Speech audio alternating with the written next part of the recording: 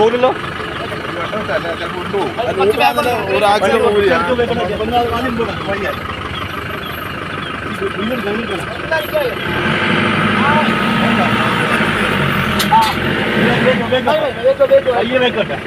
Makkoottam range officer Madhav ദടകുടികിന്റെ വാഹനം ഇന്ന് രാവിലെ 8:30 കൂട്ടുപുഴയ്ക്കടുത്ത വളവുപാറയിൽ അപകടത്തിൽപ്പെട്ടു.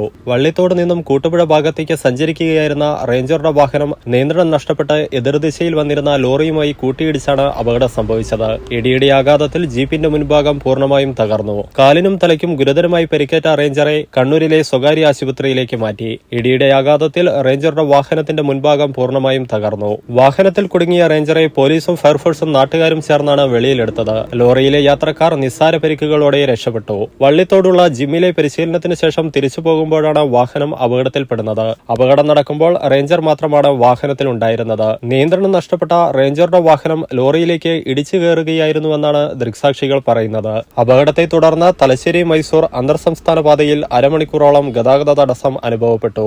ഇരിട്ടി എസ്ഐമാരായ K Sharafuddin, T Shajan, senior civil police ഓഫീസർമാരായ Thomas Joseph, Mahesh, fire force assistant station ഓഫീസർമാരായ Benny Devassia, NG Ashokan, fire and rescue ഓഫീസർമാരായ Aneesh Mathew, PK Dhaneesh, CV Sooraj, KV Thomas, NG Anu, ഹോംഗാർഡുമാരായ V രമേശൻ, P രവീന്ദ്രൻ എന്നിവർ രക്ഷാദൌത്യത്തിൽ പങ്കെടുത്തു.